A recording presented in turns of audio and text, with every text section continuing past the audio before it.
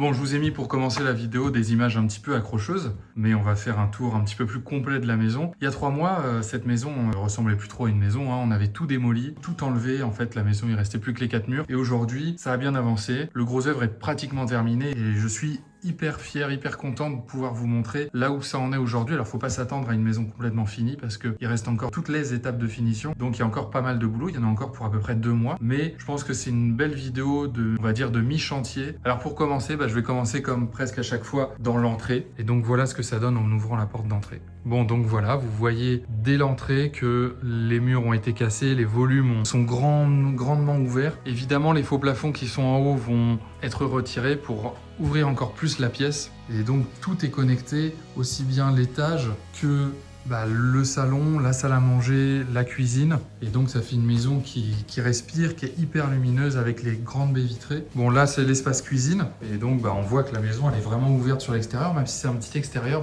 c'est vraiment chouette. Avec la verdure, le soleil, ça fait super sympa. Donc, le rez-de-chaussée, toujours dans la continuité de la cuisine. Je vous l'avais un petit peu expliqué sur les plans, mais là, on se rend beaucoup plus compte. Ici, il y aura une porte. Et en sortant de la porte à droite, les WC. En sortant des WC un petit peu plus loin, on aura la porte qui donne sur l'extérieur et donc sur la future terrasse. Et à droite, la buanderie. Au bout de la buanderie, une porte qui donnera donc sur un espace rangement ici et surtout l'entrée à la cave.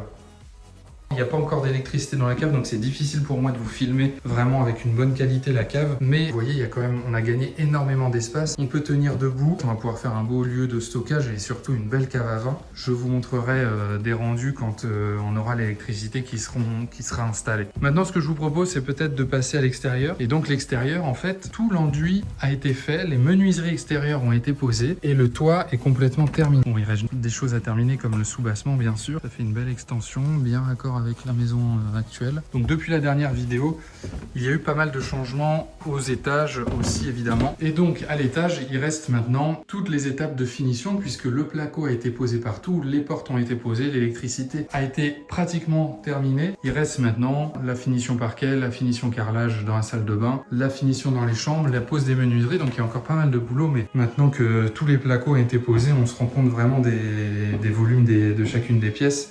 Donc la salle de bain, qu'est-ce qui a été fait? Tout est prêt. Les cloisons sont terminées, le placo est terminé. Il reste maintenant toute la partie carrelage, faïence, pose du receveur, pose des WC avant que la salle de bain soit complètement terminée. Ensuite les chambres. Bon là vous pouvez voir plusieurs chambres qui s'enchaînent. Là c'est pareil, dans les chambres il reste pas grand chose si ce n'est les finitions et surtout la pose des dernières menuiseries. Il reste donc les bandes de placo, le ponçage, l'enduit et la couche d'impression et évidemment le sol, donc le parquet, qui doit être à nouveau poncé et verni. Enfin, au dernier étage, ça a énormément évolué depuis la dernière vidéo. Là, voilà, les volumes sont terminés, toutes les cloisons ont été posées. Il reste, comme les étages d'en dessous, les bandes, l'enduit, le ponçage, l'impression. Dans la salle de bain, il reste comme la salle de bain du bas, le carrelage, le receveur, la douche, les WC.